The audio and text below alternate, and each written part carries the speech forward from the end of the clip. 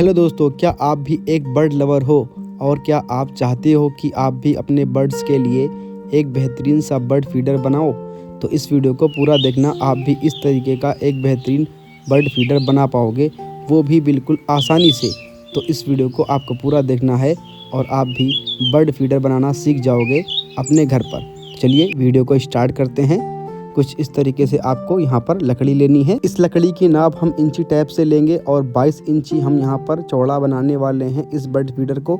आप grinder machine की मदद से भी इसे काट सकते हैं, चाहे आपके पास मशीन हो या ना हो।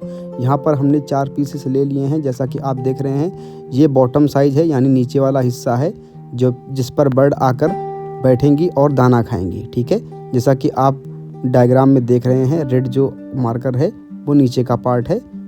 कुछ इस तरीके से हमने इसे मार्क किया है और इस तरीके से होल करना है। ये सांचे से हम इसमें छेद कर रहे हैं, जहाँ पर हमें इन सबको फिट करना है, एक साथ जोड़ना है।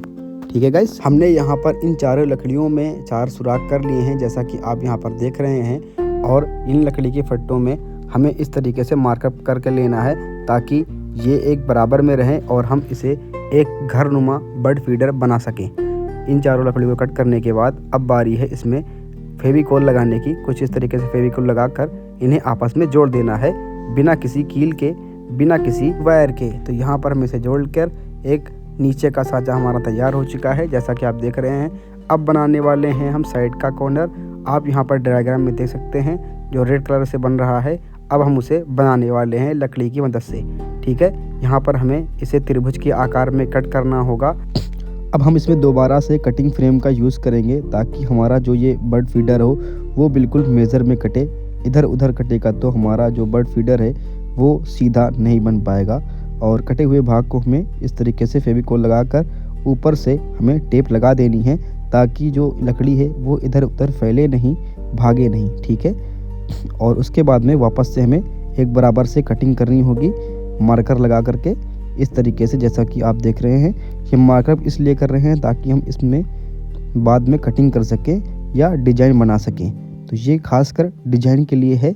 जैसा कि आप देख रहे हैं, मैंने यहाँ पर ग्राइंडर मशीन की मदद से इसमें डिज़ाइन बनाना शुरू कर दिया है। ये ड्रिल मशीन है, ये देखिए, इसमें से सुराख करना बहुत ज़रूरी होता है।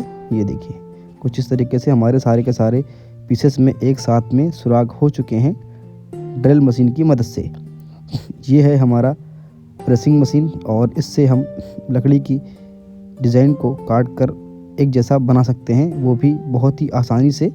ये देखिए, कुछ इस तरीके से इसमें लकड़ी का डिज़ाइन बन चुका है।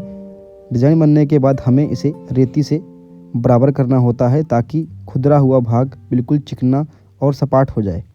ये देखिए, कुछ इस तरीके से अब इसमें हम फ्रेम में लगाकर टाइट कर देंगे ताकि जो लकड़ी है वो अकड़े नहीं और एकदम बराबर से फिट हो जाए। फिर हमें इसमें रंदे का यूज़ करेंगे ताकि हम पिलर के लिए लकड़ी काट सकें। ये कुछ हमारे पिलर की लकड़ियां हैं जिन्हें हमने कट कर लिया है।